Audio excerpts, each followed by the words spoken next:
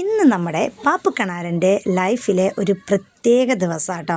ഇന്നത്തെ ദിവസം അവൻ എന്തൊക്കെ വന്നാലും മറക്കത്തില്ല. അങ്ങനത്തെ ഒരു പ്രത്യേക ദിവസമാണ്. അവനതേ ഞങ്ങളിങ്ങനെ മയപ്പെടുത്തി ഇങ്ങനെ പുറത്തൊക്കെ വിട്ട് ഇതേ മണ്ണിലൊക്കെ കൊടുത്ത് അവൻ്റെ ഇഷ്ടത്തിന് ഉരുളാനൊക്കെ അനുവദിക്കുന്ന ആട്ടെ കാണുന്നത്.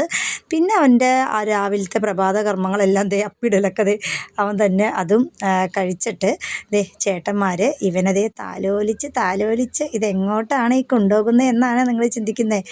ഇന്ന് അവനെ കുളിപ്പിക്കാൻ പോകാണ്. അവനിന്ന് ആദ്യമായിട്ട് വെള്ളം തൊടാൻ പോകുന്ന ദിവസമാണ് കേട്ടോ.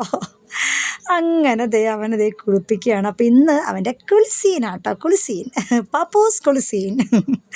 അപ്പോൾ കുളിക്കാൻ വെള്ളം നനഞ്ഞപ്പോൾ ഈയിടെ പാവത്തിനെ പോലെ ഇരിക്കുന്ന ഇരിപ്പ് നോക്കി. അപ്പോൾ ഷാമ്പു ഒക്കെ ഇട്ട് നന്നായിട്ട് ഇങ്ങനെ കുളിപ്പിക്കുകയാണ്. അവൻ്റെ മുന്നേക്കാണെങ്കിൽ ഇത് കണ്ടിട്ട് ചിരി സഹിക്കാൻ പറ്റുന്നുണ്ടായിരുന്നില്ല കേട്ടോ. അവൻ്റെ ഇരിപ്പൊക്കെ നോക്ക്, പാവമല്ലേ, എന്തായാലും ഒരു പഞ്ഞിക്കെട്ട് പോലെ ഇരിക്കുന്നു.